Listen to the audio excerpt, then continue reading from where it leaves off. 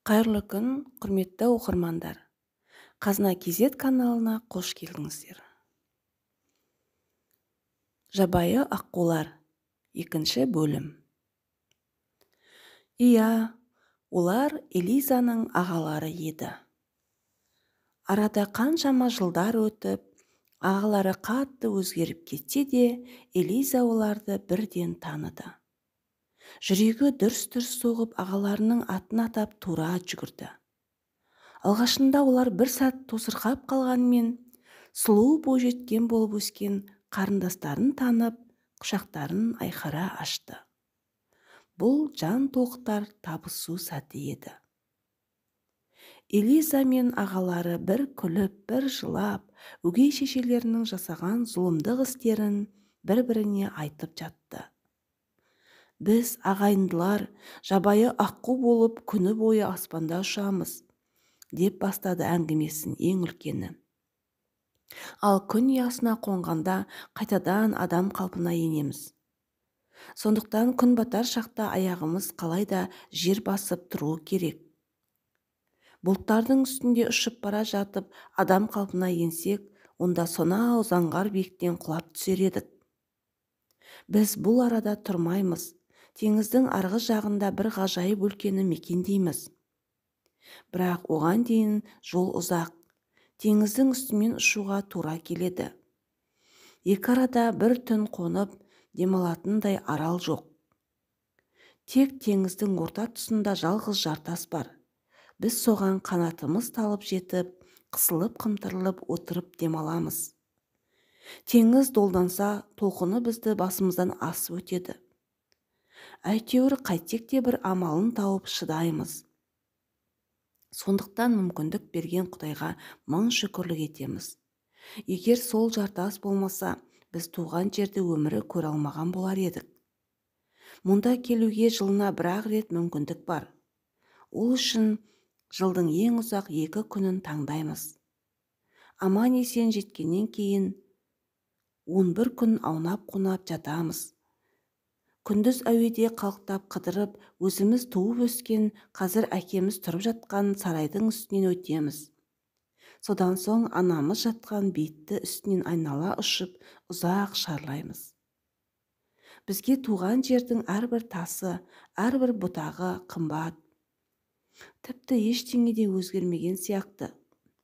Сонау алаңқайда бала кезімізде тамашалағандай жабайы жылқылар жөңкіп жүр. Көміршілер сол баяғы біз би-билеп көңіл көтеретін әндерін шырқауда. Туған жерге сірә тең келер ештеңе жоқ. Өзіңді де осы жерде қайта таптық емес пе, сүйікті қарындасым? Енді 2 күн осы арада боламыз.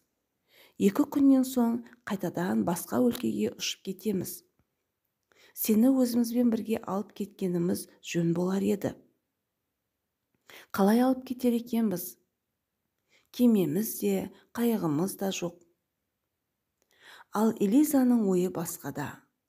Сендерді сиқыр күшінен қалай айырсам екен, деп ол ағаларынан қайта-қайта ақыл сұрайды.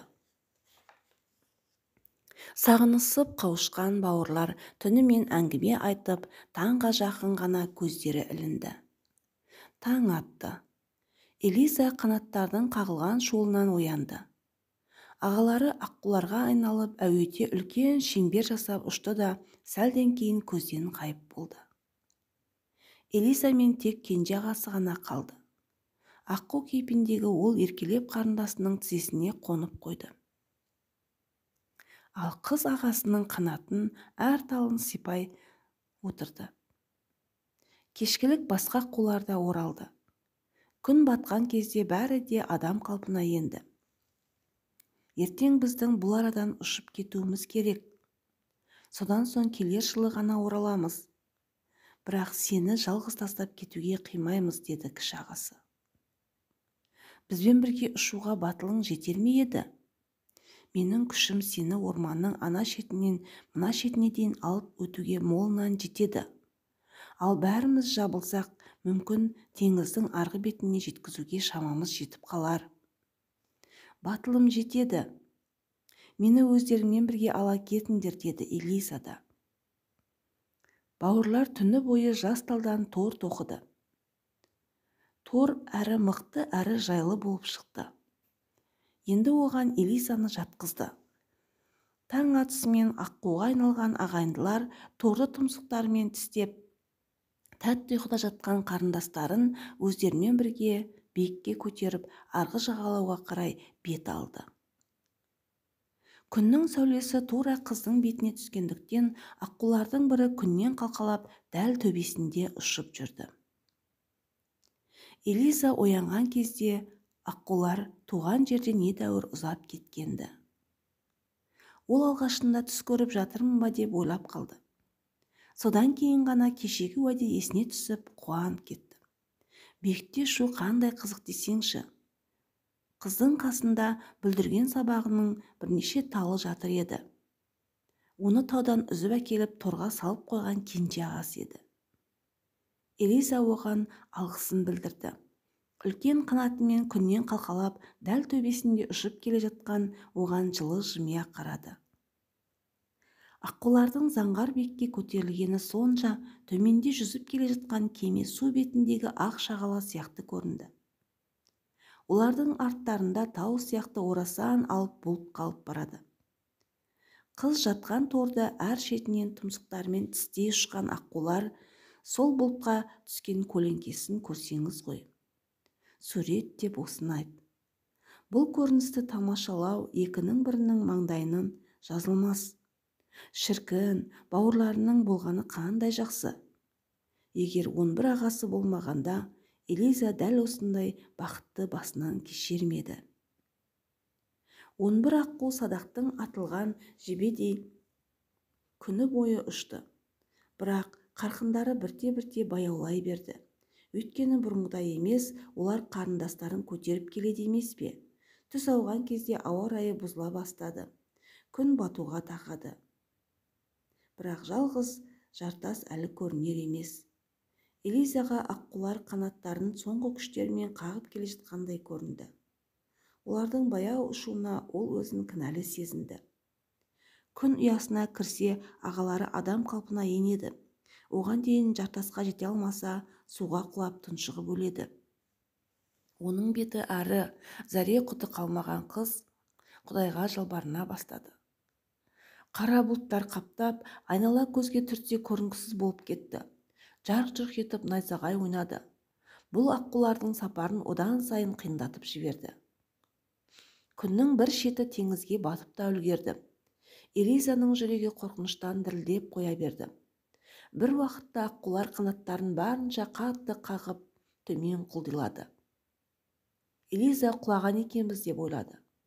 Жоқ, аққулар көз ілеспес жылдамдықпен құлдилап келеді екен. Күн жартылай теңізге батқан шақта жалғыз жартас та көрінді. Күннен жұлдыздай ғана жырнақ қалған аққулардың табаны жерге тиді-ау әйтеуір. Соны күтіп тұрғандай, жанған қағаздың соңғы ұшқынындай болып шапақ та сөнді. Ағалары Элизаны қоршап шағын жартасқа әрең сыйды. Теңіз тулап толқын жартасқа дамылсыз соғып үсті бастарын малмандай су етті. Сәт сайын найзағай ойнап күн күркіреді. Бауырлар бір-бірінің қолдарынан ұстап дұға оқыды. Дұға жүректеріне сабыр мен жігер берді. Таңға жуық дауыл басылып, тыныштық орнады. Күн шығысымен аққулар Элизамен бірге сапарларын жалғастырды. Олар биікке көтерілгенде теңіз бетінде қалың тобыр аққу жүзіп жүргендіктен әсер берді. Күн тас төбеге шықты. Элиза қарсы алдынан әуеде қалқып тұрғандай, ұшар басын жарқырап мұз басқан шың құздардың ортасында үлкен сарайды көзі шалды. Сарай ерекше сәнді бағаналармен дөңгелене қоршалыпты. Айналасында пальма ағашы мен үлкендігі дерменнің тасындай әсем гүлдер өсіп тұр екен. Элиза: «Сендер тұрып жатқан ғажайып өлке осы ма?» деп сұрады.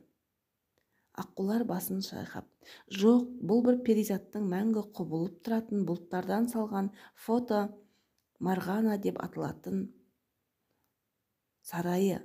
Бұл араны тірі жанның аяғы басқан емес» деді.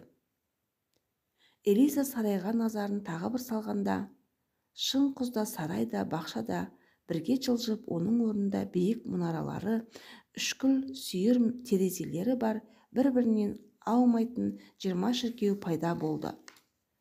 Осы кезде қыздың құлағына органның даусы келді. Алайда органның даусы дегені теңіздің шуылы еді. Аққулар шіркеуге жақындап қалды.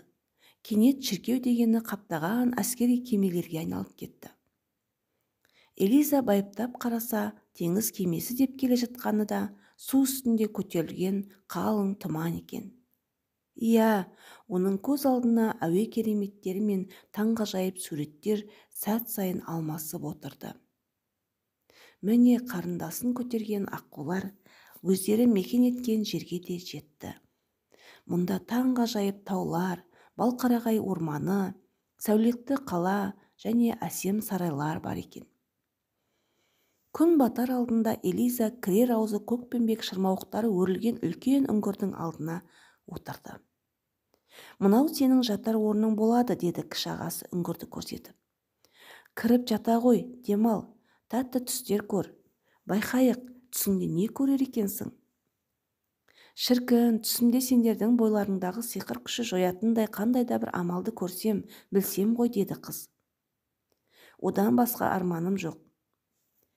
Элизаның шын ықыласымен Құдайға жалбарынғаны сондай, ұйықтап жатып бір нәрселерді айтып күбірлеумен болды. Міне енді түсінде ақша бұлттардың үстінде ұшып мың құбылған Фата Моргана сарайына келіпті. Қызды жүзінен иманы төгілген перизаттың өзі қарсы алыпты. Бір жағынан ол Элизаға орманда кездескен корзинкесінен бір уыс жеміс берген тәжді аққулар туралы әңгіме айтқан әжеге ұқсайды екен. «Ағаларыңды құтқаруға болады», деді ол. «Бірақ оған сенің ерік жігерің, табандылығың жете қояр ма екен? Су сенің алақаныңнан жұмсақ болса да, тасты жұмырлап жонады. Бірақ саусақтарың сезінген ауырлықты сезінбейді. Себебі суда жүрек жоқ. Сондықтан да сенің жүрегің сезінген қорқыныш пен азапты бастан кешпейді. Мынау қолымдағы қалақайды көрдің бе? Мұндай қалақайлар үңгірдің маңайында беттерде өседі. Біліп ал, саған керегі тек осы екі жерде өсетін қалақайлар. Қолыңды тыз-тыз еткізіп шағатын қалақайды шімірікпей жұлып әкелесің де, оны табаныңмен езгілеп, соның талшығынан жіп ересің. Одан ұзын жеңді 11 сауыт тоқып, аққулардың үстіне жабасын. Сонда ғана зұлымдық күшін жояды. Түсіндің бе? Бірақ есіңде болсын, істі бастаған сәттен бастап тіпті ол жылдарға созылса да аузыңнан бір сөз шықпау керек. Шықты екен, ол ағаларыңа қанжар боп қадалады. Олардың өмірі мен ажалы сенің қолыңда. Осыны есіңе сақта». Сөйтті де перизат қалақайды Элизаның қолына баса қойды. Қолы тыз етіп ауырған қыз оянып кетті.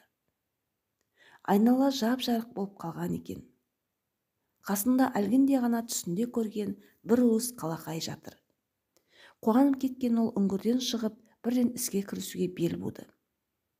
Өзінің нәзік саусақтарымен тиген жерін дуылдатып шағып алатын қалақайды жұла бастады.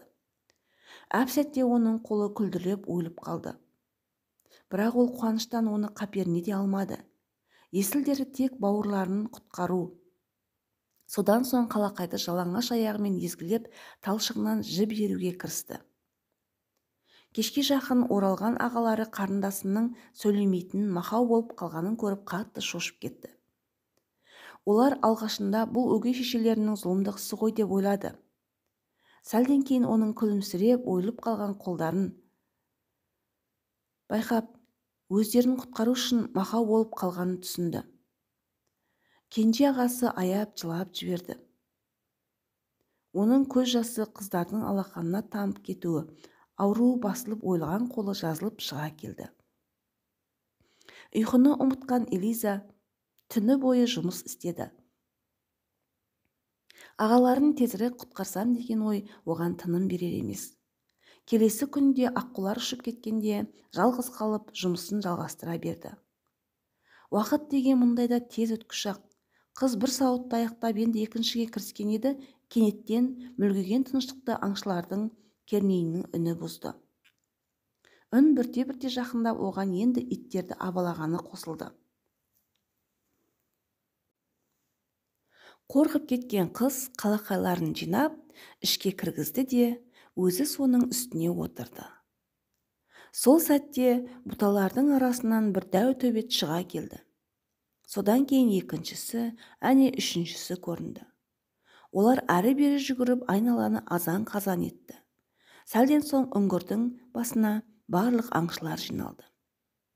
Ішіндегі ең сымбаттысы осы өлкенің королі еді. Ол Элизаға жақындап келді де, бір сәт көзін алмай тұрып қалды. Ол өмірінде мұндай сұлуды көрмеп еді.